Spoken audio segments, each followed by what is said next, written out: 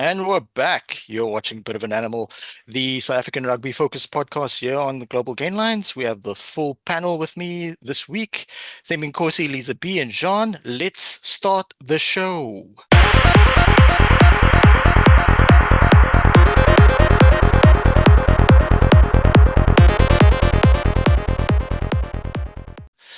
First topic of the evening, gentlemen and lady.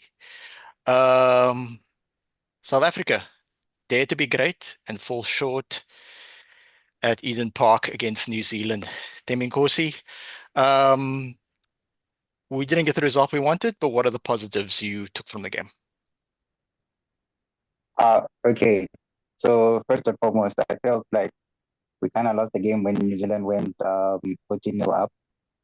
And yes, we had a lot of mistakes in terms of it seems like we didn't even know what obstruction was.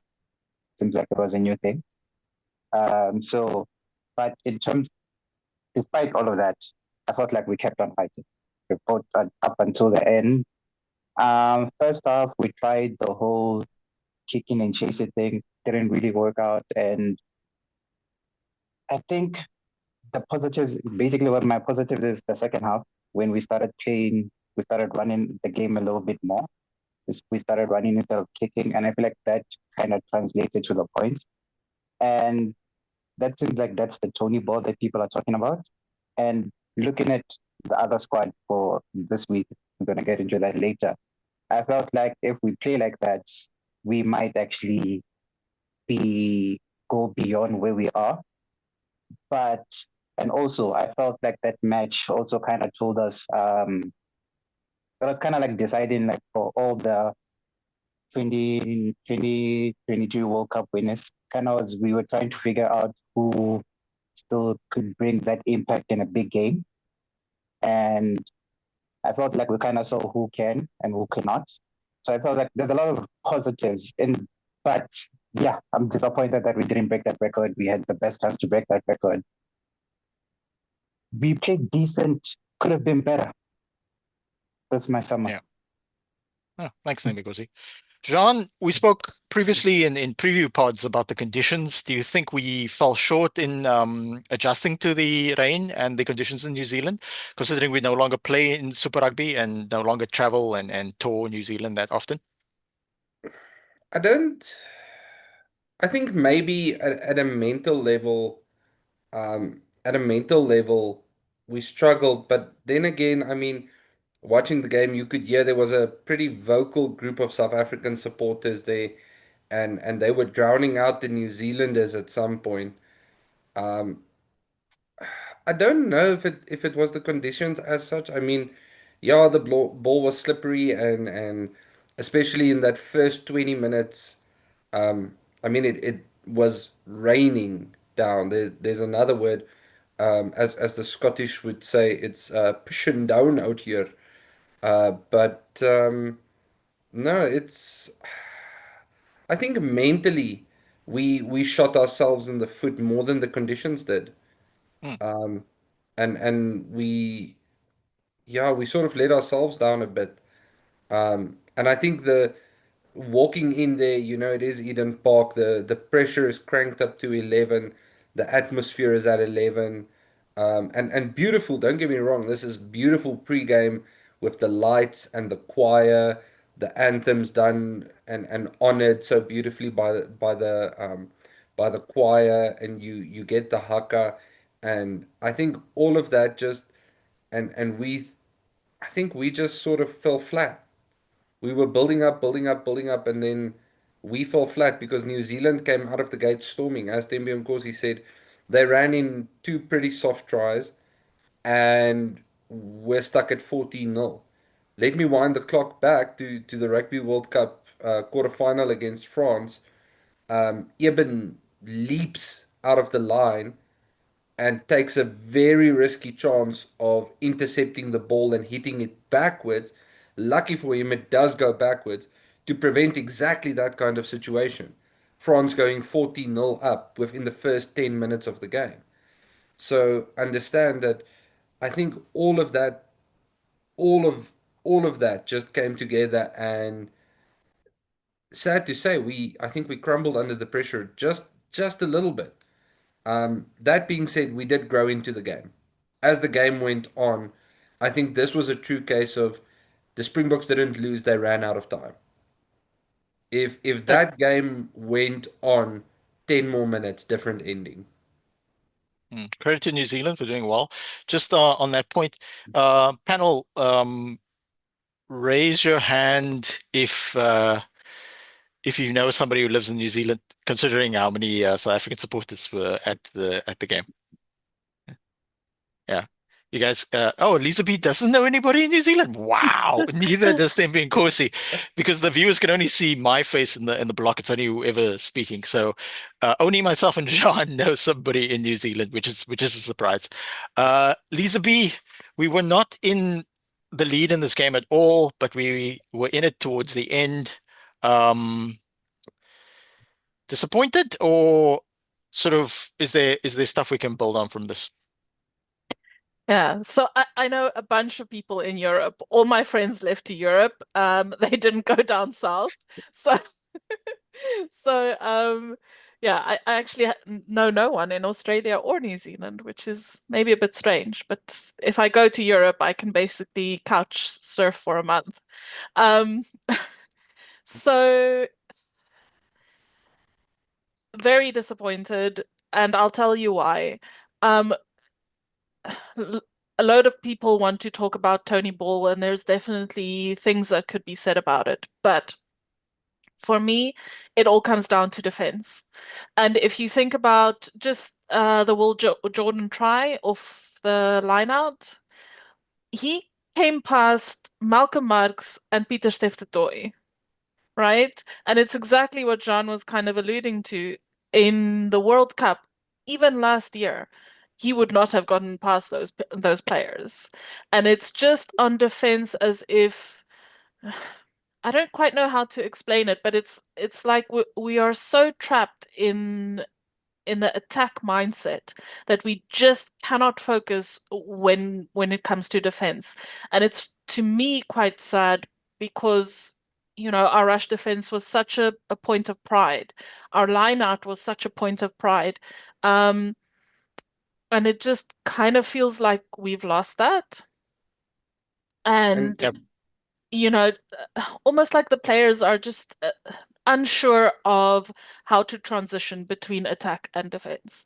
And that's, to me, the disappointing part.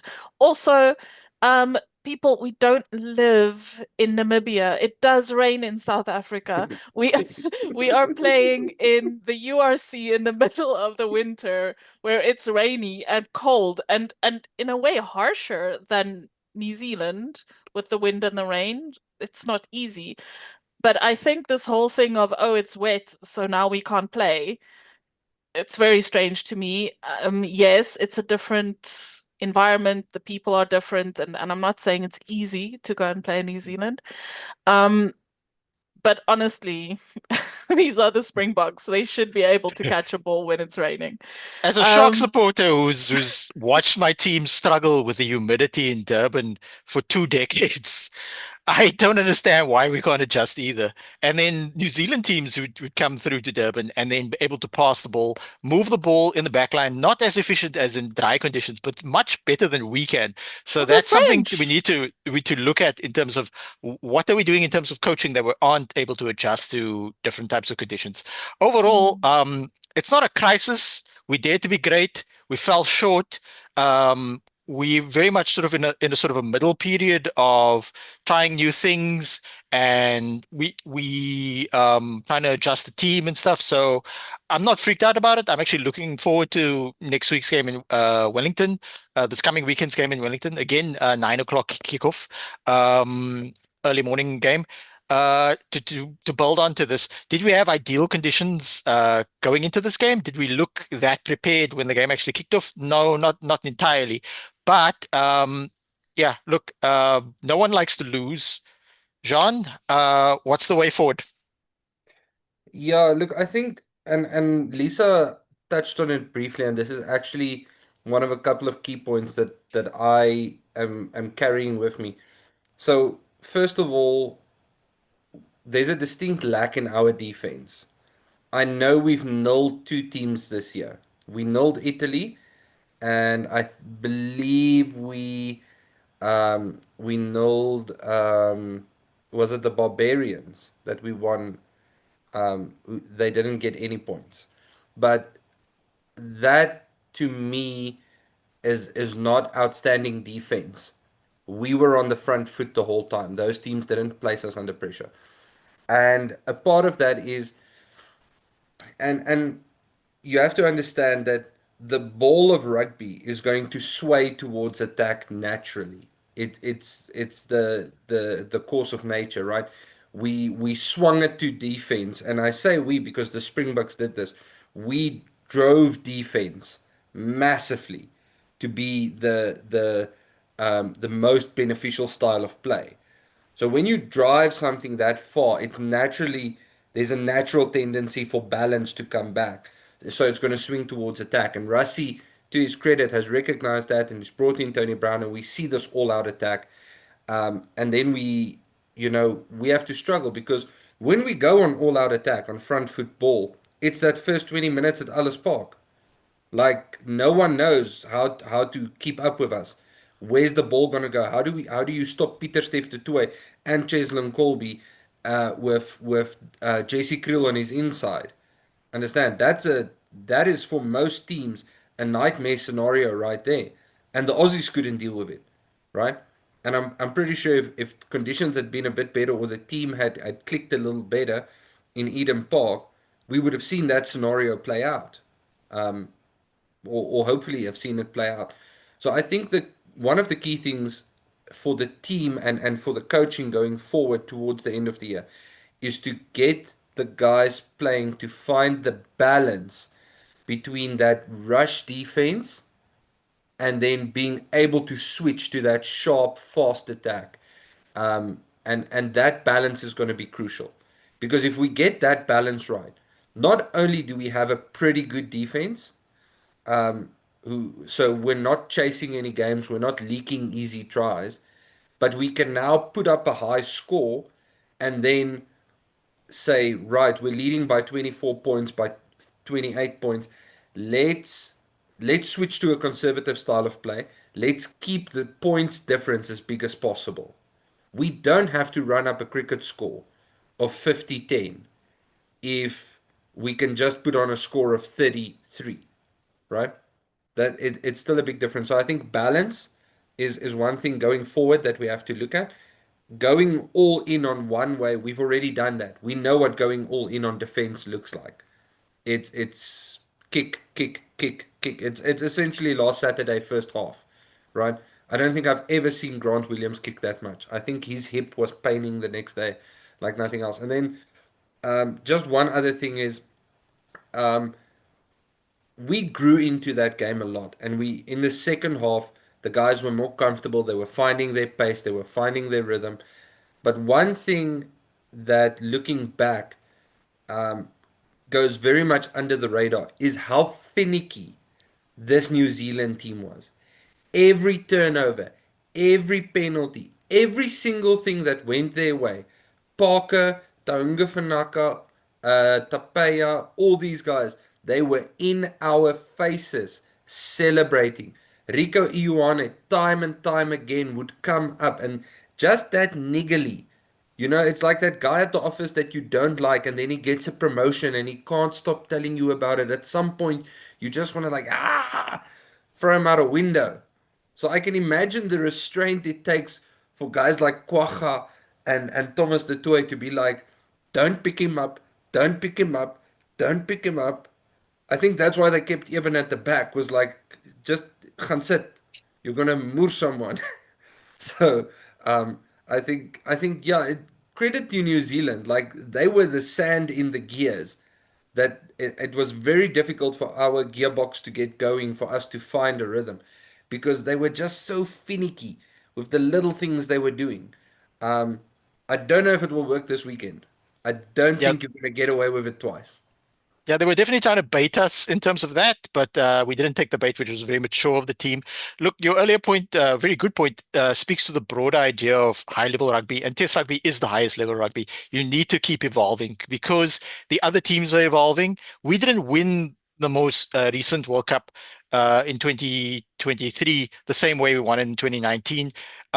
So coaching staffs have to be nimble. They have to understand that they need to evolve their game plan, and the manner in which you evolve your game plan might not produce success, but the likelihood if you just try and do the same thing you did in the previous World Cup won't breed success. That having been said, we did sort of try new things in 2019. We basically played our cards close to our chest, and then in the final we played a slightly more expansive, not as expansive as people might think, where we played extremely conservative leading up to the final, which then put the opposition on the back foot. There were a lot of like tactical nuances in 2023 that then played into our favor. But the reality is those things could have backfired. But the fact that our coaching staff is so confident, and Rassie Erasmus has been evolving as a coach within a very conservative rugby environment within South Africa for years. He's been doing things and being criticized for it since the time he started coaching at the Cheetahs, trying to do new and innovative things that people think is uh, against sort of rugby values. But the reality is that he at least having him as our head coach and the coaching staff around him, just like with the women's Springboks, it's not just the head coach; it's also the broader coaching team. At least gives us the best opportunity to find success. Thembinkosi, I really like the fact that you have a rugby ball in your hand there. I sometimes do that on the UFC Rewind. But I have a Sharks rugby ball, which I got from my friend Gershwin many, many years ago, who, by the way, isn't a Sharks supporter. So it doesn't make any sense why he had a Sharks ball in his house. We still haven't figured out that mystery. Thembinkosi, show us the rugby ball you have and give us your thoughts on the game. It's a Gilbert ball. Maybe he had a Sharks ball to give to you. Maybe it was like a present to you. But yeah, like Jack said, John said, I think we are in that transition stage where we're trying to play something new. We're trying to play in a different way. And I think that's kind of what caught us off guard with like maybe the first half of this game is that we've been trying to play this new way of playing the last couple of games up until now. And we kind of had to revert to the old way just to secure points or just, I think, just because it was like something that you already knew.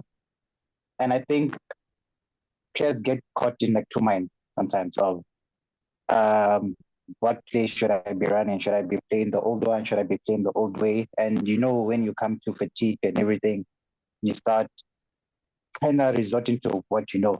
So I think maybe we are not at best at transition yet, but we'll get there. But yeah, like also what I wanted to mention is that New Zealand, New Zealand were disrupting in the lineouts. They were disrupting us in the breakdown. They made sure that they were prepared for anything. Even that line out in the middle of the field, they took that down. Like as soon as it went out, when the ball came down, someone sacked that liner. So I think they were kind of like prepared. And going back to that or that first try, Leroux's one, they were able to exploit our rush defense. So they made sure that everybody runs up, leaving the wing isolated at the corner, and they just kicked it. Leroux didn't get the ball, but basically that they were prepared. Like whoever did their homework or whoever was in charge of analyzing the box, I think for the first half, they analyzed everything to the T. Excellent. Liza B, your final thoughts on the game that was before we move on to the game that will be? Yeah, look, oh, so what I also wanted to say is congratulations to Adi Servia. I'm actually, if there's one little silver lining to all of this, it's that he got a win on his 100th test cap, and I love that guy. I think he's such a great player. So as a um as a Springbok supporter, I didn't like the to lose, but I was very happy for him. In terms of the box, you guys have kind of said it all, right? It's I'm also not stressing. It's not like the world is ending, but it is now, I think, for this weekend, um, very much the job of the Springboks and of the coaching team to come out and to actually show that they can turn this around. We know that they are the strongest when things are stacked up against them. It's kind of the South African DNA. So I do have hope. There's nothing terribly broken in such a way that it can't be fixed, right? We have the players, we have the coaches, we have everything. It just needs to come together. And like we saw in the second half, we can do it. It's just a matter of when. I think the reality is that this upcoming game this Saturday at 5 9 in Wellington, it's going to be watched by people millions across the world. Why? Because yes, the Springboks are underdogs, but they're slight underdogs. We've moved some things around. We've gone with a youthful fly off and a more senior scrum off. That type of balance is always nice. Mari Libbok's on the bench. Hopefully, Grant Williams will have a better impact off the bench than he did in the game. Things have evolved. We were lucky to have such a wide player group so that we can make changes and adjustments. And that's what's so much fun about rugby is that you lose one week, but the next week you're going to make adjustments, but the team who won is also going to make adjustments in anticipation of what they think you might do. And in terms of like which players, personally, I'm a big David Willemse fan. I like him playing at 12 for the Stormers, even though I don't support the Stormers. So that combo of Sesh Feinberg and Gomez Zulu and Damien Willemse as an additional playmaker. Apelele Fassi, I'm looking forward to seeing what he can do. Obviously, a Sharks player. And then Ethan Hooker, we're going to talk later about Currie Cup. Ethan Hooker over the last 2 years has gone through the system as in playing inside center for the Baby Box, then getting a lot of game time last season in the Currie Cup for the Sharks. That's why the Currie Cup is such an exciting tournament for many of us, is because this is where you see people like Damian Marcus and Ethan Hooker build up. That having been said, if a player played alongside Ethan Hooker at the Baby Box, at the Sharks, and they're not yet in the Springbok team, it doesn't mean that they're failures. We can't judge everybody on the same sort of trajectory, and progress isn't. I keep saying this, I'll say it every week, progress is not linear. So, Jean, are you excited at the changes to the match 23? Yeah, look, uh, this is I was waiting for this to come up. Um, so let me talk about the team first. I actually want to compliment the forwards who started because I don't think that they necessarily had a bad performance. Um, we were pretty stable. Yes, there was defensive lapses, but it was across the board. It wasn't that the forwards in particular let the team down. Um, we let in soft tries, and that was on the forwards and the backs. What makes me happy is the fact that we've got a couple of props and at least one hooker who is showing real talent and real hunger. When they came on, they made a big impact, and it's no small feat getting New Zealand scrum to go backwards. That was the moment. That was probably the happiest moment of the game for me. So that's no small feat, and you can just see the hunger in them, and that's fantastic. Um, in terms of the back line, um, yeah, I think this is a do or die backline. If they gel and they communicate and they keep a tempo where everyone's involved, it's gonna be hell to keep up with them. It's gonna be hell. And I'm happy for that. I love Willemse at 12. I think until he gets a bit of his pace back and a bit of his match fitness back, 12 is the best place to put him. He's extremely good in the close contact. He's got a ridiculous step on him for a guy of his size. Kanan Moody at 13, I think defensively could be a decisive factor for us, especially with Jesse Creel mentoring him. He's got a similar sort of size, similar speed to Creel. Um, so I think if he makes his reads well, then that is definitely a decisive factor. Sasha at 10, Reinach to sort of balance the guys out. Um, Fassi, I'm hoping we see some of Fassi's boot and that he's not scared to send it back to the Kiwis. And then I think one thing that is probably flying under the radar, but that will make a relatively big difference, is for the first time in quite a couple of matches, we've got a balanced loose forward trio. CI is at 6, doing the job of 6. Peter Steff is at 7, doing the job of 7. And Jasper Wiese is an 8, doing the job of 8. So we don't have this. Yeah, exactly. Like Lisa's going like, it's so easy. But yeah, I think the impact that that will have is, it might feel small, but it's a critical impact. And in terms of securing, in terms of ruck security, in terms of protecting Reinach, protecting Grant Williams, that's going to be massive. Looking at the bench, very happy to see RG Snyman there, Kwagga Smith there. The bench is like full on impact. We are here for impact. We are, you know what's coming when they come on. And then Grant Williams, Mani Lebok, and Andre Esterhuizen, happy days. That is like speed out there. So we can bring speed, and with Esterhuizen, this is sort of a 5-3-6-2, or maybe we can call it a 6-3 bench split, because Esterhuizen can go to flank, he can go to center. Um, but yeah, so wherever we need, whether we need punch in the back line or stability up front, Esterhuizen can slot in. I think it's a well balanced team, and I'm actually excited to see them go. And in terms of, if I can take everyone back to 2022, we saw similar strategies where we had the World Cup winners from 2019 playing one game, and then we had a younger team playing the next, all through the TRC. And we had a pretty mixed TRC that year, and we copped a lot of flack for it. And a lot of Springbok fans was like, "Oh, what's Rassie doing? We're not winning between World Cups." I mean, we even lost to Wales in Bloom, right? So, or in PE, I think, for the first time. But looking towards next year, I think what we will see next year, because it's the last full year of rugby before the Rugby World Cup, is we're going to see a chosen 36 squad, and they will be the squad.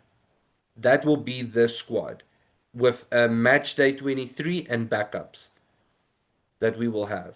So I think this year is Russie's year of, let's pull out jokers, let's do midfield lineouts, let's do all these things. Next year we're going to start to see that all converge with that focus on 2027. Cool. Thembinkosi, your highlights of our match 23, and even you can even um, weigh in on the few changes that Razor Robertson did on the All Black 23, if you are so inclined. Okay, I'll start with Springbok. Just to add on what was just said, it's, I think, okay. So I alluded to this earlier. I think these two matches kind of decides on who becomes that 33 that you were talking about earlier, on who's going to be those people next year. And I feel like this is, while last week's match was a test for all the established people and who are we taking forward going forward, I feel like this is the more of now the young people between you guys. Who really wants to be in the squad in the next World Cup?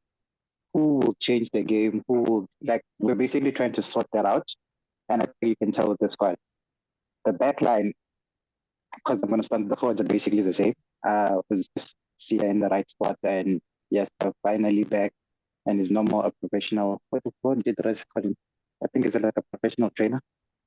So it's good to have him back. But in terms of the back line, I think this is the back line going forward. When we remove all your Trills, your Leroux's, your Pollards, when we remove all those people that actually won the last World Cup, this are kind of we are kind of invested in you, kind of see where this is going.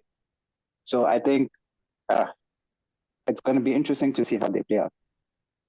On New Zealand side, they mostly, I think, bar to the change in the front row, the change at the change at fullback, but that change was also like on the last match when the wing got hurt. So I think New Zealand went basically for pretty much the same squads. I think they are also trying to kind of see their best combinations throughout the whole park. And it's good to see Leroy Carter. It would be interesting to see how Leroy Carter gels in. And now that if Damien McKenzie stays at 15, that sorts up a lot of things for them.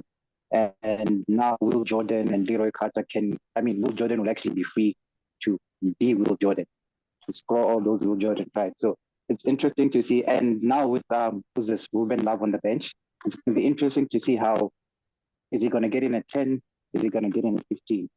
How are they going to gel that time? But pretty much, I feel like they went for pretty much the same type of squad, and they just replaced. Oh, Noah Hotham is also back, so it will be interesting to see how he will play. Even though I thought maybe Christie also played well, he didn't play bad last week. Excellent insight there, Thembinkosi. Are you on a Super Rugby podcast that we're unaware of? No, I just watch Super Rugby. Like it's like a good in the morning. We wake up with Super Rugby, then end with URC. Like it was just like a good way. Jean, your insight on New Zealand? Yeah, I've got a question for Thembinkosi because clearly he watches the most Super Rugby, yeah. Um, and I agree with him. Keeping Damian McKenzie at 15 obviously paid off for them last week. Um, do you think with a different nine coming in at Noah Hotham, and then a new wing with Leroy Carter getting his debut at 11. Do you maybe think that those two guys just, I know it's small shifts in the dynamic, but under the Springboks high ball and a bit more tactical kicking that we'll see from Sasha, who's more the chip over the top kind of guy. But again, also he's him and Damian Willems are not scared to play kick tennis. Do you think that maybe, I don't know, I've got a feeling this week we'll get better return under the high ball? Do you agree with that? It's possible, but then Leroy Carter's been chased down by Chester Kobe. So it's kind of like a newbie versus a very experienced guy. So I'm not sure how that battle will play out. So I'm thinking that maybe Chester and Kobe with this experience probably had a better shot at it. In terms of the nine, I don't know. I feel like we're just kind of throwing him into the deep end. We could have just went with the pair that worked last week. It wasn't bad. I'm not saying it was great, but I think Christie held it down. We could have Yeah. we could have started him now and maybe had Noah coming from the bench if we wanted to take out Parker. But in terms of I think so. But to answer your question, I think maybe we might maybe get that kick just because they're new and it disrupts the whole, I would say, momentum or plan that they had. So we might get a better kick return. It deeply concerns me that when Thembinkosi speaks about New Zealand, he says we. Oh my God. Lisa B, you really lit up when I mentioned Damian McKenzie. I was under the impression that you were the president of the Evan Roos fan club. Is there stuff you want to tell us? That's quite a quite an accusation to throw around. Um, but no, it just is very interesting what Thembinkosi was saying. You know, the issue, well, I don't want to call them issues, but the debate in New Zealand around their 10 and for how long it's kind of been going on. And he just made a very good point. That's why I lit up, and it would, right? Because I do think Damian McKenzie I do think he's worth keeping in the squad. He brings a hell of a lot to it. Um, so it makes perfect sense what Thembinkosi was saying. So he just gave me a light bulb moment, which I appreciate. So thank you. I actually said I said Damian Willemse instead of Oh, Damian Damian McKenzie, but you Willemse, seem to sorry. like all the Damians. I do. I'm partial to Damians, I'm not gonna lie. But David Willemse is one of my absolute favorites. It's between him and Ruiz. I do love both of them. Gaza is just such a wonderful player, and I'm so glad that he is back on the field. because you, so when Rassie was saying that he doesn't have a lot of confidence and they're kind of working on that, I feel like Gaza is one of those players who gets confidence from being on the field. Um, and he kind of rises to the occasion. So playing him is the best way to get him back into form, really, for me. And I'm so, so happy he is there. And yeah, at center is interesting. For me, he is more of a fullback, but like everyone has said, he is good on defense, so he's going to bring a lot there. And I'm very happy that Kainan Moody is on center. I have a beef with Jake White, who plays him on the wing all the time. He is a center, and that is where he belongs. I think if he were to have come to the Stormers instead, Dobbo would have played him there, and I think that's his position. Also interesting for me is kind of thinking if Marnie comes on, is Sasha going to move to 15 or is he going to stay at 10? Um, and to kind of have that double playmaker then, because Fassi is not for me so much the playmaker. So in the second half, at some point, will we see that change? And yeah, as Jean has said, it's really nice having an actual 8 playing 8, and all the others. I don't. This game is really going to tell me whether Jasper Wiese is the replacement for Dwayne, because I don't really feel like we have found the person or developed any of our 8s to actually be the incumbents. So this is going to tell me for one if that's going to happen. All in all, this is a do or die team, and it's almost like last week we went back to old school ball, and I kind of feel like Rassie has just gone, we cannot keep going to and fro all the time. We need to commit to something. And so I'm wondering if this backline isn't telling us, well, this is now it. We're going for all out on Tony Ball, and hopefully we have enough in the defense to back it up and that it actually clicks. Just Yeah. want to mention the Jake White not a fan club is quite a big club. Not all members are distinguished, but you are welcome.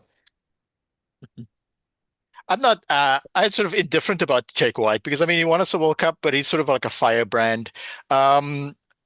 Shout out to Trokkies, Jono Augustus, recently left Northampton, formerly of the Stormers, recently left Northampton for Ulster Rugby, so we'll see him in the URC. I think he will also be in the mix. Unfortunately, he could not be in this sort of cycle as of yet. Maybe we'll see him in the overseas tour when we tour Europe later this year.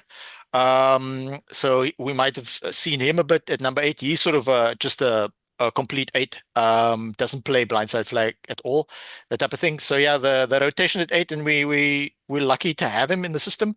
As it relates to the New Zealand team, we're seeing more of a formidable team under Razor now. I think they had some teething problems when he initially came in, but yeah, this they've got the depth, they've got the quality, they've obviously sort of read up on the opponents, and similar to the Rassie system of them sort of evolving as a team, they don't get too down when they lose to Argentina or they drop a game here and there. They understand that there's sort of a broader picture. Every team sets out to win every game. However, sort of understanding a longer term goal and not getting distracted is a vital part of Test rugby. All right, guys. The game again starts at 9:05 SA time, so it's more than enough time to do the park run and still watch the game. Okay, topic number 2 of this evening. The South African women fall short against the French team at the World Cup in their third group fixture. Sois de Bruin and his broader coaching staff rotated the team quite a bit, much to the anticipation of our guest last week, Angus Okkerman. Liza B, what positives do you take out of this, and how do we take it forward into our next game against New Zealand in the knockout stage? Yeah, I think you said it right there. It was a heavily rotated team. Just for those who maybe don't know, um, there were 5 players who made their World Cup debut in the French game. So Swayze the Brian also and the coaching team also made it quite clear that they were kind of focusing. I wouldn't say that they didn't want to win against the French, but their focus was on the quarterfinals, and I think rightly so. Um, Remember that the squad that went to the World Cup is 32, and this now means that all 32 players have had a chance to play. Also, we know that in this World Cup, we might not get as far as going to the final. So this is also very much a springboard for the next World Cup, and to actually give our players that opportunity to play in front of a big crowd, to play in high pressure situations, which we don't get enough exposure to. We play so few international tests in a year that this is really valuable experience for those players. So I understand why he did it. It wasn't the nicest game to watch, because the French were just class. I mean, they literally outclassed us in every single area, even the scrum, which was very sad to see. But players like Kozwayo, who came off of the bench, she made her World Cup debut at one, and Lushal Hanekom as well. And just to go through it, so Nomsa Makwai also debut, and Polo, unfortunate to get to that red card, and Faith Tsauke, who's also a very, very promising player. All of these players do not have a lot of caps, and so they would have learned through this. And Mary Zulu also came on. So I think all in all, it was a good strategy. And also just to play against such a physical French team, and to to test ourselves against that. So, not a nice result, but all in all, I do think it is the best thing looking into the future, and also resting, very importantly, our best players for this weekend coming up. Uh, we don't have the luxury of depth in the same way that the Black Ferns have, or anything like that. So we have to work with what we have, and I think Swayze and the coaching team understand that very clearly, and we have already we have punched above our weight in such a massive way. Going down against the French was also not the worst thing, because we won Brazil and we won the crucial game of Italy to get us where we are now. So that's my positives. And I actually don't have a lot of negatives. I think we kept on playing for 80 minutes in the French game. We did make some mistakes and we were outclassed, but we didn't give up. And that try by Ruiz at the end was, I think we were all just so happy that that happened. And for Bayandre, I always, her name never falls off my tongue correctly. So Bayandre Dolph, to her kicking throughout the whole World Cup has been so impressive. So it was nice to see her getting the conversion as well. Look, we were stark underdogs, and within the context of the group, this was the game that we were likely to lose, but we made a good account of ourselves, considering that there was rotation as well. And I think it's very good for South African rugby public. Maybe some of them who haven't sort of gone through the ups and downs with the Springboks, and have more sort of rode the crest of the wave of success of the last 6 years, that type of thing. To understand that from humble beginnings, we can build something really good. And I'm really excited at the positive effect this team has had over the broader rugby public and South Africa in general.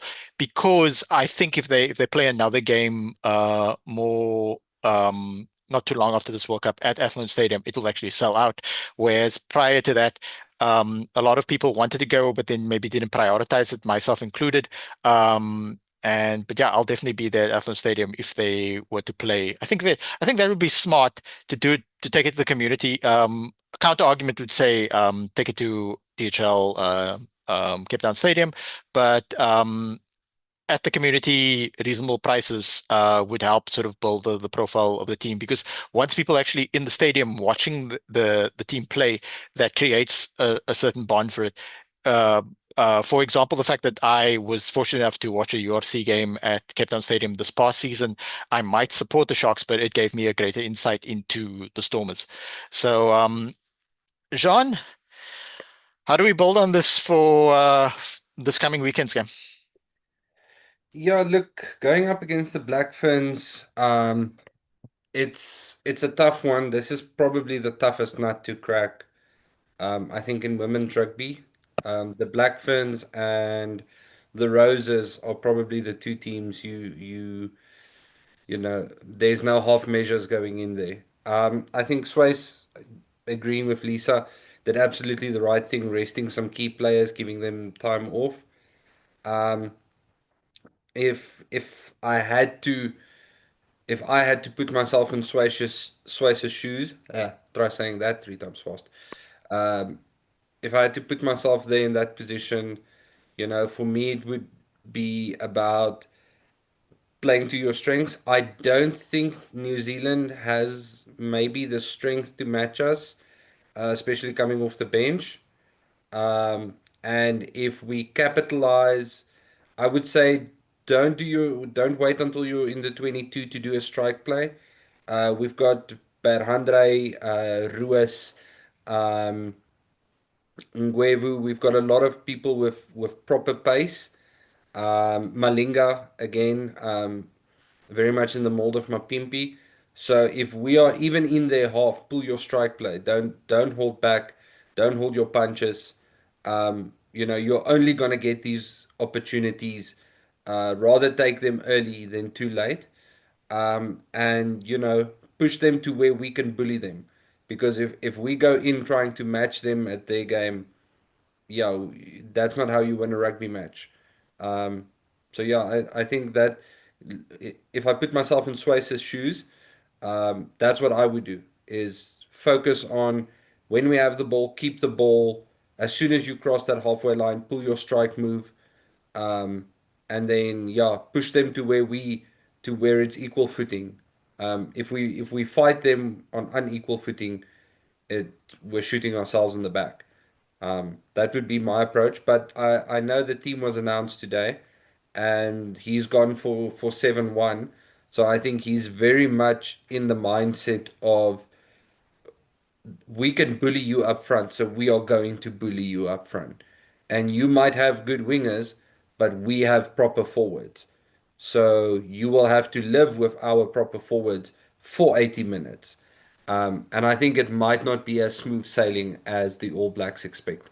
They also don't have the luxury of a lot of game footage to analyze, which is actually something that it's a bit of a shower thought that popped up this afternoon. Is much like the Springboks in 2023, shifting players the whole time. Swace has only been with this team for a short time, and while there's no grand encompassing strategy or anything, as much as it means that we play very basic, any trick plays, any switch plays, any strike plays that we have is very difficult for them to prepare against, because they might only have caught a glimpse of it once or twice. So I think there is some positives going into this. I know the world is expecting the All Blacks to trounce us, but as the Japanese said in Brighton, it's not that easy, Tanaka-san. Before we shoot to you, Thembinkosi, I'd just like to ask one question of Lisa B. is this stat incorrect? Did the utility back Apiwe not come on, or is this website just not updated correctly? My Apiwe goodness. Ngwenvu. Ngwevu. Yeah. Utility back Um, has played wing, played outside center, played yeah, yeah, yeah. fullback, that kind of thing. Are you talking Did about did in the she French game? yeah, in the French game, did she come off the bench in the French game? Um, she would have had to, but I also see in the line now you're asking me a question Yeah. that It I might don't just really have the. it might just be a typo. Yeah, because I mean they are nothing's perfect. These aren't accumulated that Yeah, but insightfully I'm at also times. trying They were, to think back, and yeah. of course now it's Thursday, and all of these details are completely out of my head. Mistakes happen. Yeah, including in on the website. Maybe that's just a Mm. typo. Thembinkosi, you really looking forward to the double Springbok Saturday? This one kicks off at 2 p.m. by the way. I am, and I think she came off the bench. I'm right. I'm Mm. not sure. I'm not sure, but I think she came off the bench. So I think Mm. that website is right. But yeah, I'm excited to see this match. Like you said, we and by we this time I mean the Buck women. We we I think we I think we have a chance to. I'm not saying an upset, but to bring on a tough game, like to bring on a proper tough game and bring it to the Black Ferns. And I know that it's not the best. We don't. We're not in the best position, but I feel like we have enough. Last week's game, especially introducing all the debut there, it was a nice way of. It was a nice way of. This is what it's like playing against a big team under pressure in a World Cup final. Most of you are debutants, but you need to know that next time, this is the type of pressure you need to prepare for. So I'm not sure how. I'm not saying we're going to win, but I feel like we have a chance. Well, a very slim chance. We look forward to the game. Um, any insight into the New Zealand starting team, Lisa B?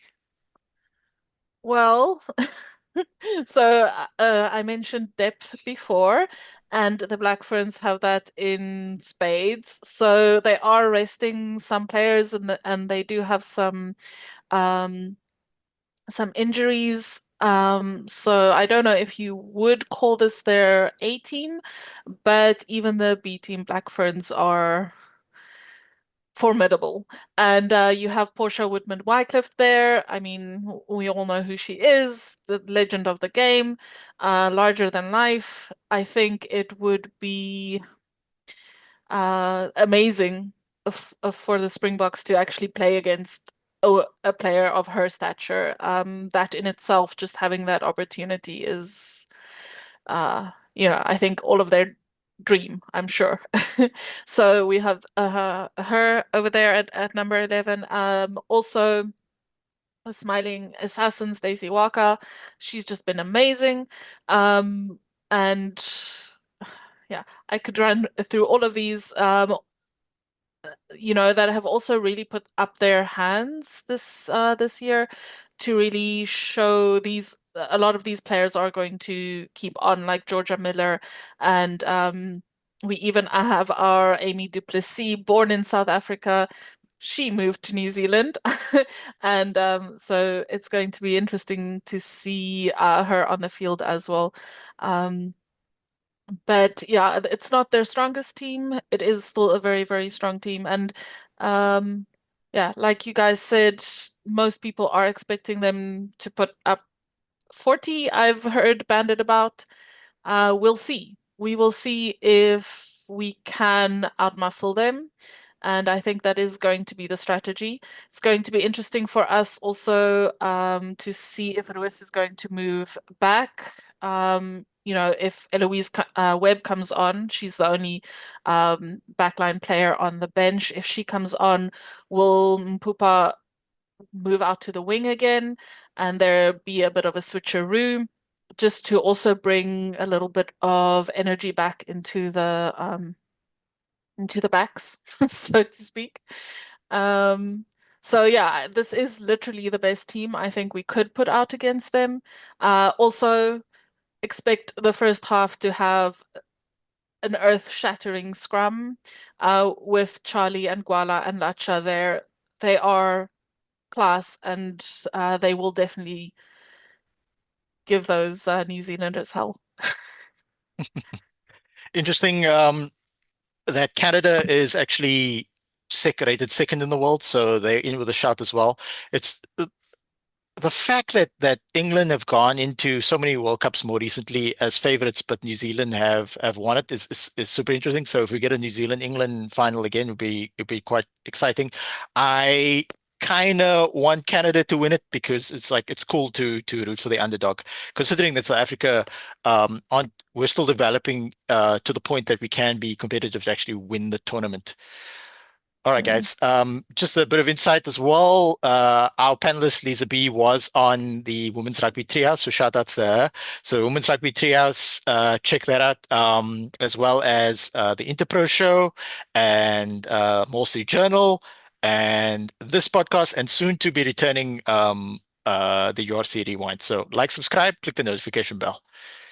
We move swiftly on to our favorite tournament, the Currie Cup.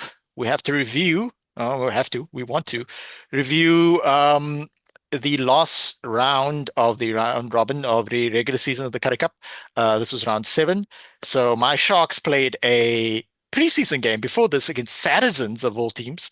So some of those players mixed in there, and we then played this game. Some of the players of the Saracens game then appeared on the bench for this game. Both teams that they announced for the Saracens 2 games changed somewhat before kickoff, which is also quite interesting. And we were somewhat fortunate to defeat a more focused, more there were points in the game where you could clearly see that the Pumas had played together for a long time and they are not in preseason.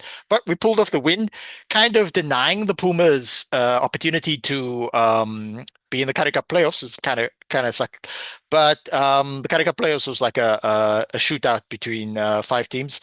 I've seen some unnecessary criticism of Jimmy Stonehouse, the fact that the Pumas didn't make the playoffs this year. Pumas who won the SA Cup, by the way.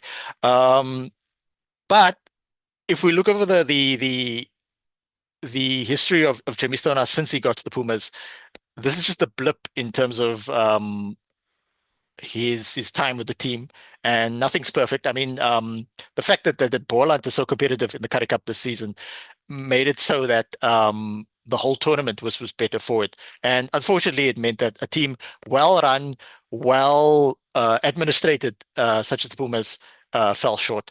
So overall, the team pretty solid. Not quite yet Super Rugby. Sorry, I keep saying Super Rugby for some reason. Not quite URC level just yet. Nice to see Mbata back. Jean, did you catch this game or any highlights and your thoughts? Just caught a couple of moments, not very much. Yeah, I thought Pinkse was pretty good.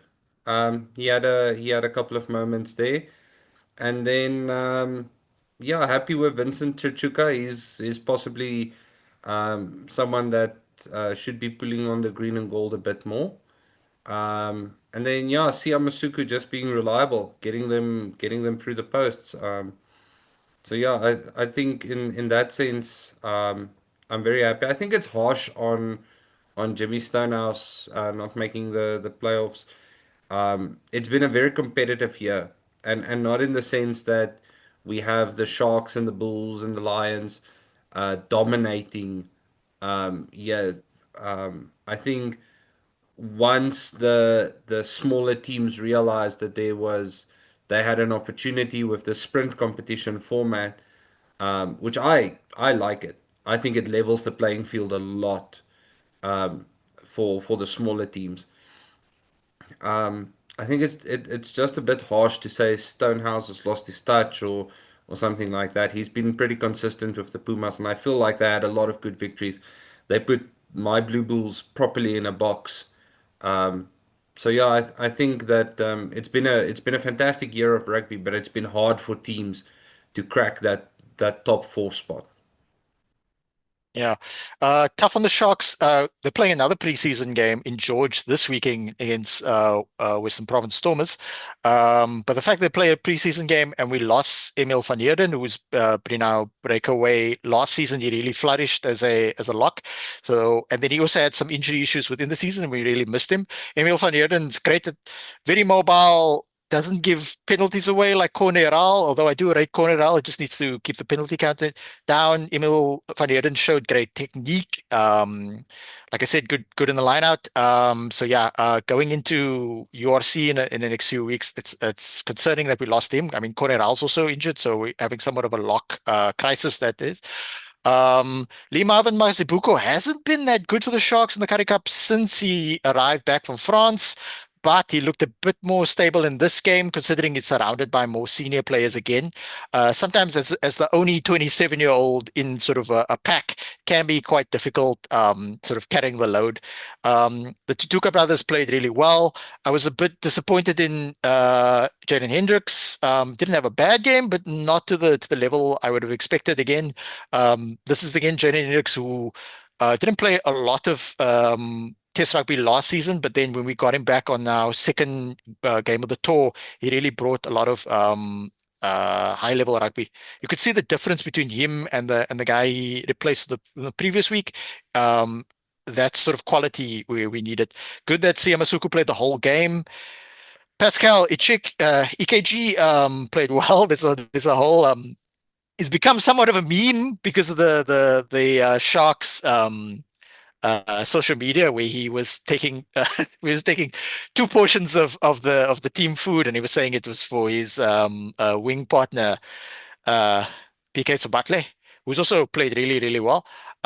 It's interesting that on the message boards, Francois Venter and Jao Penke have caught a lot of flack and be criticized for subpar performances throughout last year's URC and Champions Cup slash Challenge Cup performances.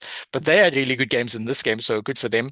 Yeah, off the bench, going to expect a lot from Bluler having Mchunu having left us for the Stormers. Tino Mavasere played the previous game in the warm-up and played quite well. Speaking of high quality, when Pepsi Buthelezi actually came on, it was like he was playing against people younger than him. It was like he was playing against under 20 players or something like that, because his quality really shone through. He sort of brushed off 3 tackles to score.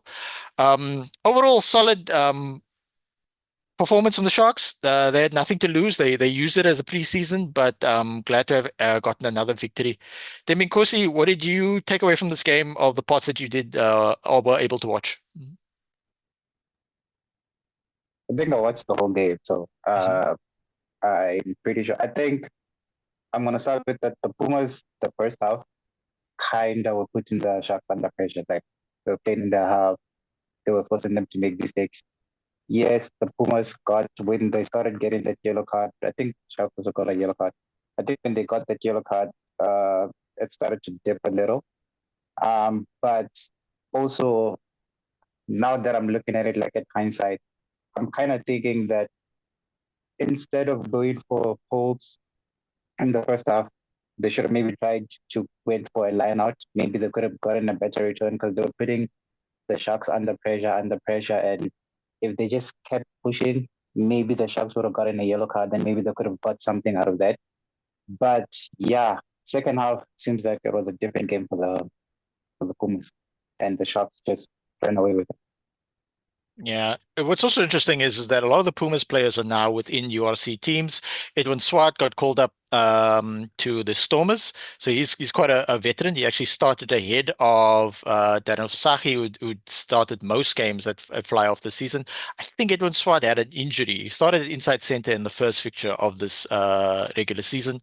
Weirdly, Clinton Swart, sorry, Clinton Swart's the one that went to the Stormers. Edwin Swart, however, had a weird game, almost got a red card. The referee had to save him from himself, and is now in preseason with the Sharks. So interesting way things changed. There was another player. Oh yeah, and obviously Ross Brody, sometimes referred to as Ross Brodier. Sometimes pronunciation is different. We're not always going to get it exactly right, but I've heard people pronounce it Ross Brody and Ross Brodier, so it's not a big deal. Daryl Osungu, Nigerian born. Watch out for this guy. The Pumas rate him quite highly. Um, Lisa B, were you able to catch this game on Friday? And what were your thoughts? Yeah, this is one of the games that I was able to watch on Saturday. I had some internet issues, so but I really liked this game. I thought, as you said, the Pumas showing just that balance that they've consistently had, and that is very much kind of what Stonehouse has established. I feel, or I think. And as you said, I don't think it's really necessarily his fault or the team's fault that they didn't end as well as they would have liked to. It is just this quick fire round almost that we've had of games, and the fact that I don't think anyone thought that Boland would actually be where they were, and the Bulls would not be where we all thought they were. So it was just kind of one of those weird competitions where things happened, and it's not necessarily that the Pumas didn't play well.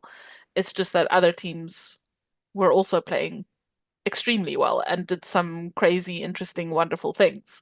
But yeah, I love them. I also, like you said, with Swart, he's actually one of my favorite Pumas players, not Edwin, but the other Swart who is coming to Cape Town. I also saw that, which is uh kind of interesting. And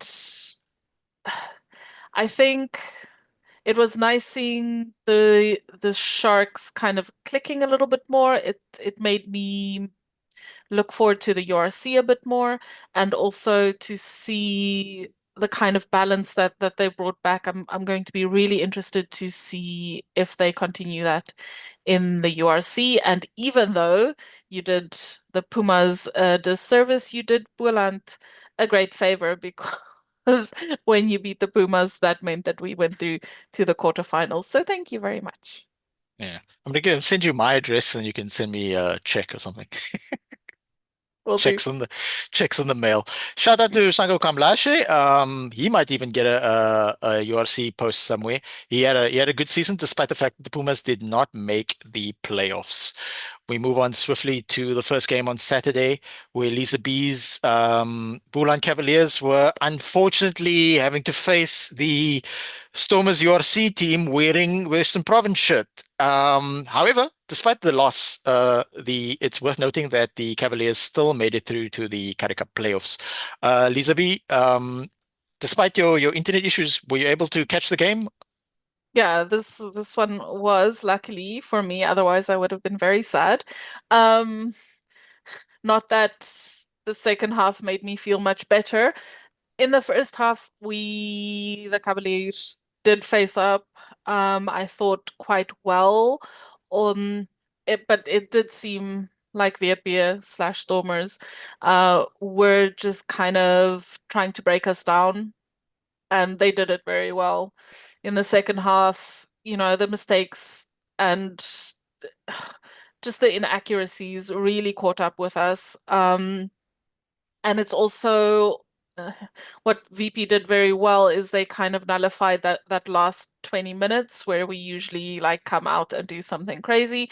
They had just broken us down by that point so much that there was nothing left in the tank, I think.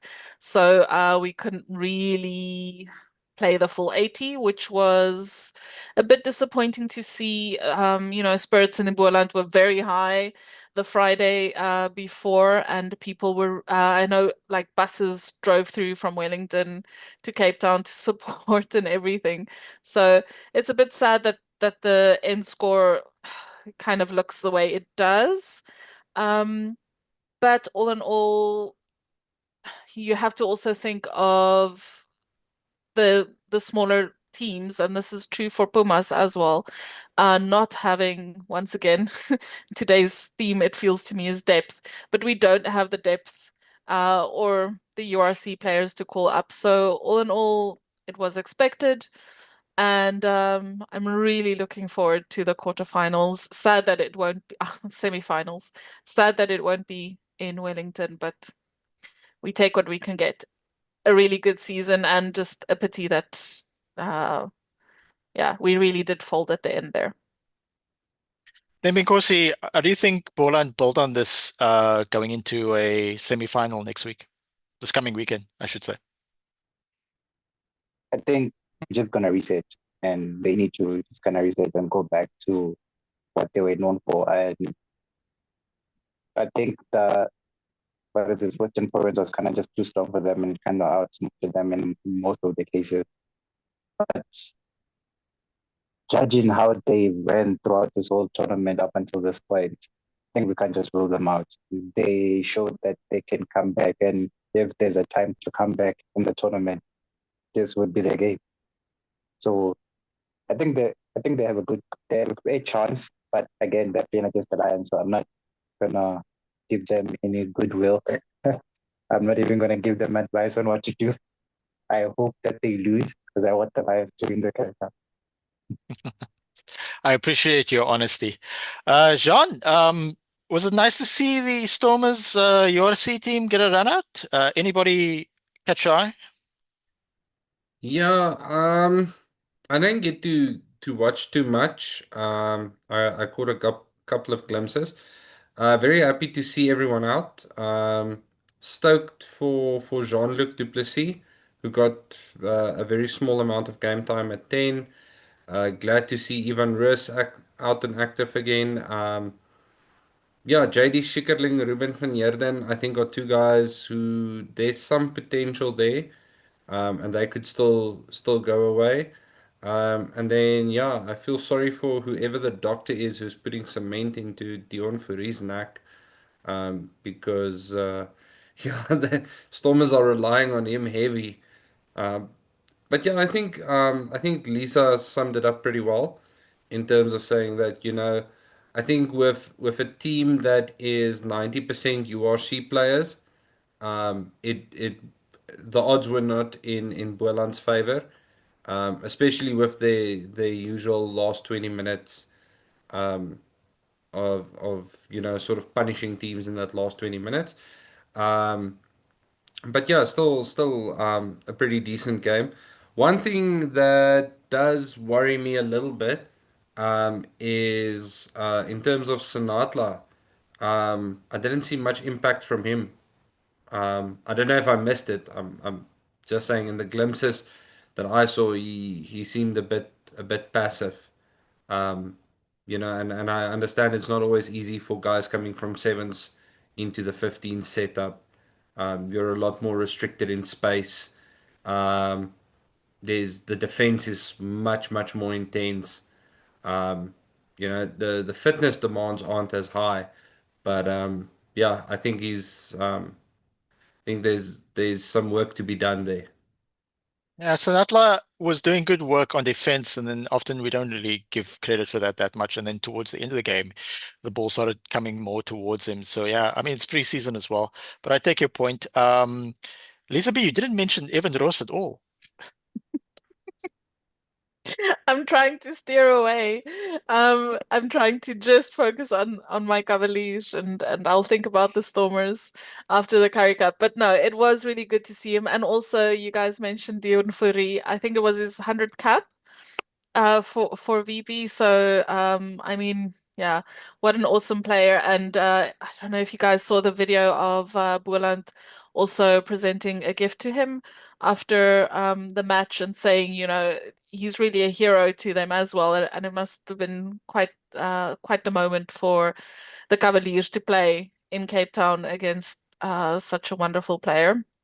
Glad to see him back though. Going to be interesting to see if he can keep going for the Stormers. I hope he does because we definitely need him. The one player that, the VP player that I was a little bit disappointed in is Porthen. He kind of is the hope in many ways for Stormer's scrum going forward. And in this game, he did not impress me very well. But anything can happen. This is preseason for them as well. So yeah, going to be interesting to see who of these guys get game time in the URC. Yeah, Zachary Poffin, former Baby Bok captain, quite young at prop, so had struggled a bit this Currie Cup season. It's his first Currie Cup season, but props tend to sort of mature towards their late 20s and early 30s. So yeah, we will keep an eye on him. Interesting that the Stormers can select both Jonathan Laroche and Damien Marcus. So those two very good inside center young options there. That type of thing. It's good to have that type of depth in sort of a marathon URC EPCR season, as opposed to a sprint of a Super Rugby season. All right. Good luck to Bond in the next round in the semi-final. We'll get to that a bit later. Golden Lions, Thembinkosi Golden Lions, odds-on favorites to win this whole competition. Trounced Griquas. Thembinkosi, your thoughts on your team taking a lot of momentum into the semi-final? Happy. Like we just need to carry on from here. But I think like the cricket started well. Like okay, the first like what was it like 20 minutes or 10 minutes where I think they scored first. And you kind of felt like, okay, is this like a repeat of the Sharks? I mean the Cheetahs and Cheetahs and Crickets game. I think it was last week where they came back strong. But discipline. They gave away too many penalties. And I think they had like what they gave away 7 penalties. And from there, I mean from the first try that they got, they could not exit their half. They didn't deal well with receiving the ball, so the Lions just kept on pressure and pressure and pressure.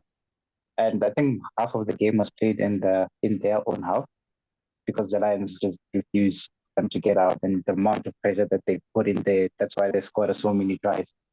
Um, I would say standout performance again. I'm gonna go with Smith. I liked how he decides when are we going for the line? When are we going for the pole? I think that's going to be very important, especially for the Lions going into the URC season. And I think we had like a lot of young fly halves. So it would be nice to see how a more experienced fly half would handle the back line. And it's good to see Henko van Wyk and who's this Creole. That's a good center combination. Like I'm waiting to see how that will turn up in games. So yeah, I'm happy. I think the gist of it is I'm happy, and I hope we continue from here. Yeah, your depth at fly-off is quite good, actually. Chris Smith, having returned from France, didn't necessarily look the sharpest last week, but it was actually his first competitive game with the Lions, having just returned. Chris Smith, of course, looked really good for the Bulls for a few years, and only spent one season in France. Again, good to see Ashimpede playing off the bench. The other fly-off and sort of utility back option is obviously Lulubelo Dobela. He's looking quite good, along with Kate Voliter. They've also got Lobster. Corn Horn, you can see his experienced Test rugby because this looked easy for him.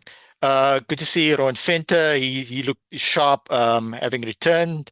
Dylan Shoblom having playing against his old team, used to sort of made his name at the Griquas, so he put in a good shift as well. Jean, considering you live in the province of Gauteng and the Lions are now the only real team in the Currie Cup, what's it like being a Lions supporter? Yeah, interesting.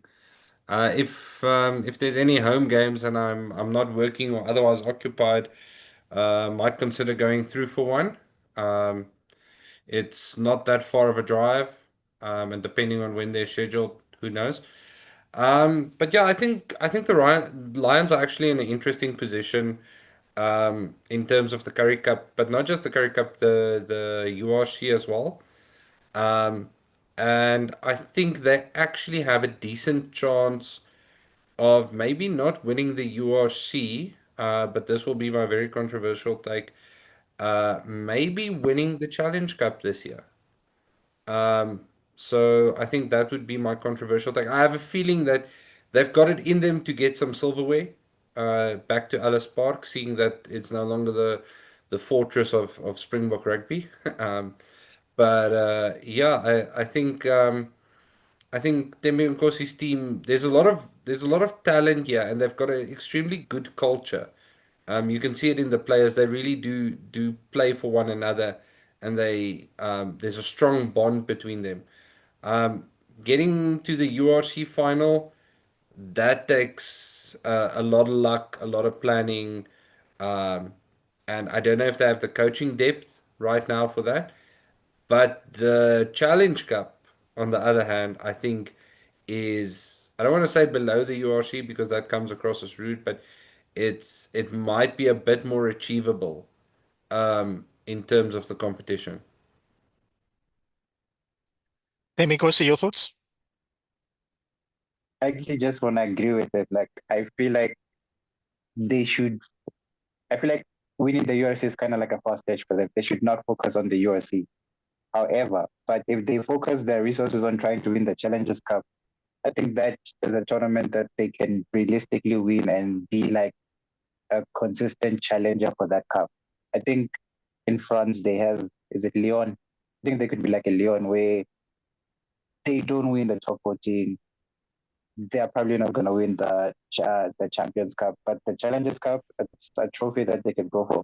And I think if they win this one, especially because we're not the last time they won a trophy, if they win this Currie Cup, maybe, maybe. Yeah, I think I actually, considering how the Lions have started to build, I can see them making the playoffs in the URC. Maybe not winning the whole thing. I don't think they have the quality, quite the quality of the depth, but they're looking much better than the last 2 years. So I think they're going to be quite exciting. Over the last two URC seasons, they have had good spells. Like last season, they started really well, it sort of fell off, and they couldn't get that momentum back. But yeah, I'm actually really excited to see the Lions this season. As somebody who's recently won the Challenge Cup and the Currie Cup, I would recommend it. So we would be remiss if we didn't sort of talk about Griquas just for a bit before we move on. Griquas are also in the playoffs. So yeah, they put in a good shift. Yes, they scored first, but then they sort of fell off. I think this will hold them in good stead. Would they have wanted to win this game despite being very much underdogs, having to go from Kimberley to Johannesburg? Yes, but I think this they're not out. They're not out of winning the Currie Cup, and this defeat might just help them refocus and understand that this is the level they need to shoot towards. They might meet the Lions again in the playoffs. So again, it's all the usual suspects because they've had a very consistent team. They haven't had major injuries, thankfully. It's the captain Dlamini. It's a friend of the program, Gershon Ware. It's Zwelin Daba, inside center, despite getting the yellow card. It's the backline, Connor Mahoney, the rotation of Connor Mahoney and Hofka, because generally it's Hofka, Mart, and Weir, and then throughout the season they've bled in Connor Mahoney back and forth. Leon Lyons with the experience coming off the bench. So yeah, we actually will be sort of rooting for them as very much underdogs in this Currie Cup playoffs, except for Thembinkosi, because he's going to be very much Lions. All right. On to the Bulls, who did not make the playoffs, but it didn't stop them from completely out-muscling the Cheetahs until they got an unfortunate red card from veteran loose forward Marcel Coetzee. Uh, Jean, you obviously watched this whole game twice. Your thoughts? Yeah, look, I think um, the red card notwithstanding, the Bulls really came out and you can see the difference in terms of what of what Ackermans brings to the table. Um, yeah, I don't know. I feel like I'm disappointed. in a sense. We allowed the Cheetahs in certain key areas where we could have been better. I still think there's a big mountain to climb for the Bulls in terms of having a defensive strategy and a defensive plan. Um, it feels like their whole defense right now is centered on staying connected and pushing towards the touch lines, which doesn't always work. You need to know what happens when you cross the 50, when you cross the 22, and your defensive line needs to adjust. Your back three needs to adjust. Your wings need to adjust, and it feels like a lot of that is not happening. Very happy with Keegan Johannes. Obviously, Pollard, who is the incumbent of the 10 jersey now. So we're blessed with three good tens: Keegan Johannes, Andre Pollard, and then Johan Goosen as well. So I was very happy with Johannes's performance off the tee. But yeah, I think there's more in this team that needs to come to the front. Lot more that needs to come to the front. Marcel's red card, yeah, I don't even want to go there. Because part of me just doesn't want to invite the discourse around red cards. I feel if a referee pulls out a card 9 times out of 10, it's deserved. I'm not gonna go around challenging cards, so yeah. But yeah, I think the Bulls in general will be unhappy with the season, not making the playoffs. When the opportunity was there. I mean, we know that they were impacted by the flu. They couldn't always play to their fullest strengths, but at the same time, a lot of these guys, they could have made a difference a week earlier. They could have drip fed the URC players into the team instead of using the last game to get them match time. I think there's other approaches. But if they had taken those approaches, then we wouldn't be sitting with one of the most exciting Currie Cup knockout features coming up. So yeah, a bit of a difficult position to quantify, having to support the Lions now. But yeah, I think there's definitely there was a bit of an improvement in terms of Ackerman taking over, and then yeah, just there's definitely more room there. One guy that slowly growing on me is David Kriel. Um, Initially, I didn't think that much of him, and I didn't rate him that high, but he's slowly starting to grow on me. I'm starting to, I want to see become a believer, but the Kool-Aid is beginning to look really, really inviting. It's an interesting team from the Bulls that they put out. It's not necessarily full URC. There's a couple of guys who haven't gotten any young guys who haven't gotten any Currie Cup, like the starting eight, Van Heerden. Great to see Gumede back in the system. I was obviously earlier in the season hoping to see more of him. He's from sort of the Shark system, bulked up a lot since he got to the Bulls. Yeah, very much a URC front row, and that can really bring you wins in the Currie Cup. Overall, two tries from Tristan Jooster, lot expected of him. Still quite a young guy though. Jan Serfontein, his first game for the Bulls, having returned from overseas. Um, Usual Currie Cup captain Nabakaba on the bench. No Juno Pokamela in this game. Yeah, very much running out a solid team and using it as a preseason. I don't know if the Bulls have scheduled another preseason game. Um, Thembinkosi, did you get a chance to catch this game? I did. I think I watched all the game. So yeah, in this game, the Bulls win up until the red. I think everything changed with the red card, and my theory on that is that because what is this? Because Marceau was probably like the lead tackler and he was the one doing all the chasing and he was like the fetcher.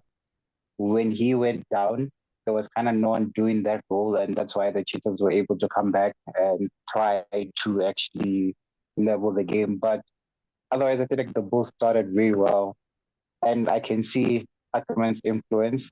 Like John said, we need to work. They need to work on their defense. I'm not sure what exactly is going on there, but yeah, I can see them being. But then again, they're a threat every season. I can see them being a serious threat in the URC. Yeah. Looking at the Cheetahs, having just sort of snuck into the playoffs, which is not necessarily the best in terms of a team trying to get either into the URC and or Super Rugby, although I support both campaigns. I think they'll be much like Griquas. They're going to use this as fuel for next week. Often teams bounce back from defeats. I think they'll be in with a shot in the playoffs. They've got nothing to lose. They've got veteran Victor Sekekete leading them very well, by the way. They've got veteran Clayton Blommetjies looked a bit off the pace in the URC for the Stormers last season, but sort of seems to have revitalized himself, having returned from the Cheetahs. Clayton Blommetjie sort of broke through at the Cheetahs. He went overseas for a bit, played for a Welsh team, and then came back and signed with the Stormers for a few years. So I think he's quite comfortable now back at the Cheetahs.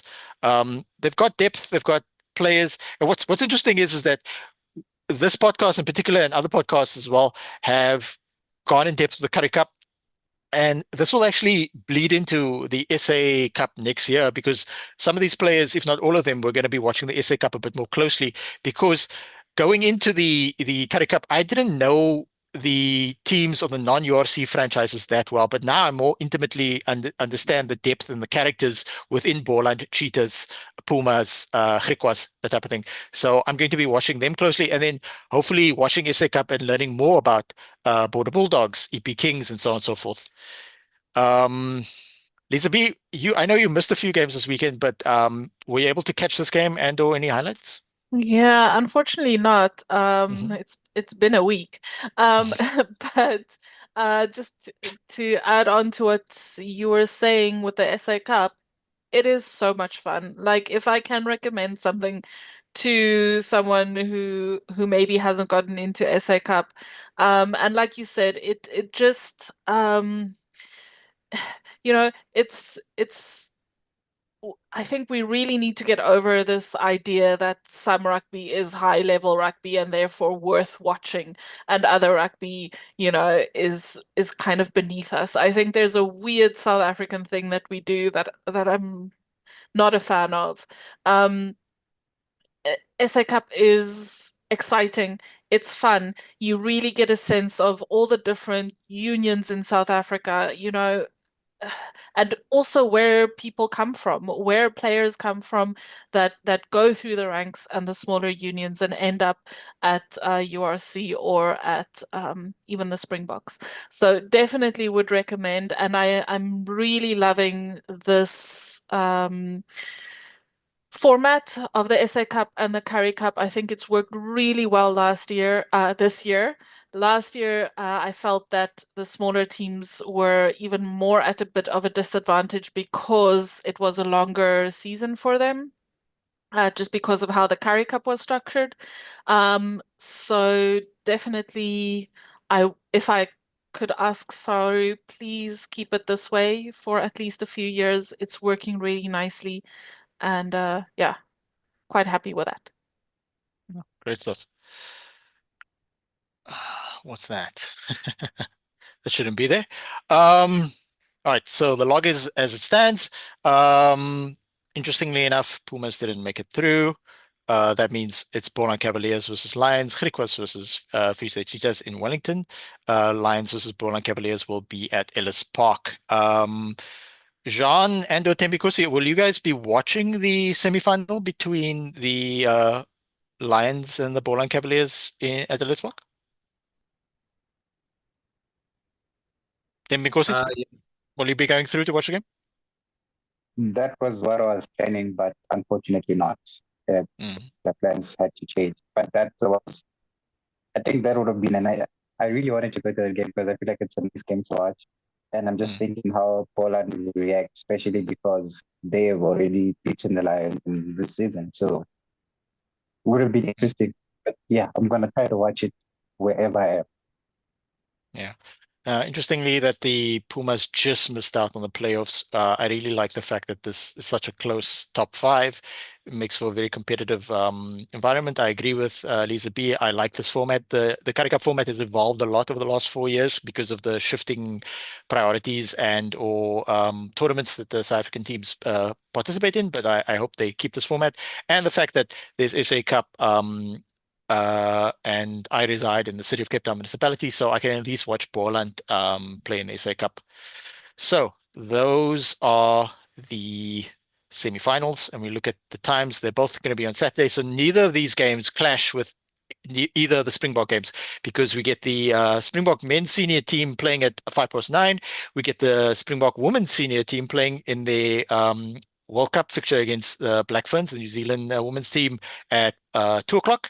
And then at 5:00, we get a bit of a break. And then at 5:00, we've got Lions versus Boland Cavaliers. Thembinkosi, should I bother to ask you who do you think is going to win this game?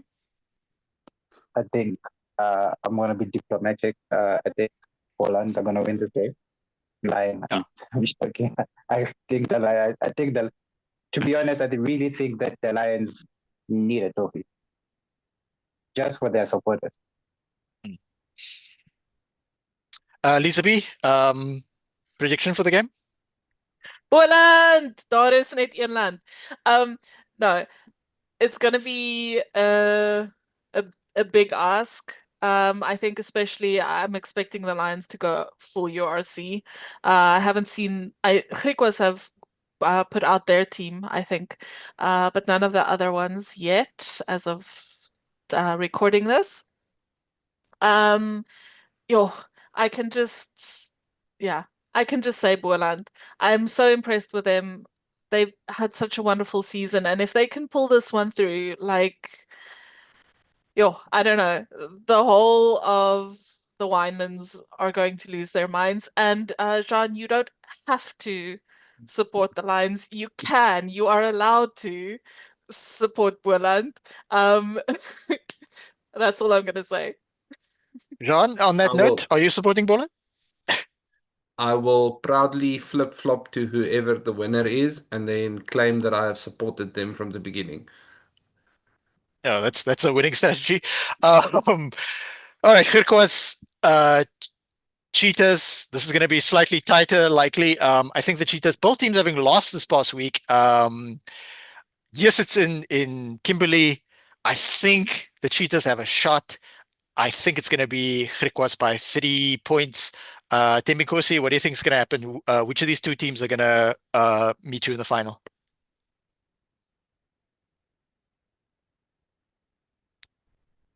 I think Thembinkosi is frozen. Okay, we'll go to Liza B. Yeah, I was frozen. I was frozen, Yeah. but I just got back. I was as you were speaking, I was kind of like frozen, and I was like, he's gonna go for me first. I hope he doesn't go for me first.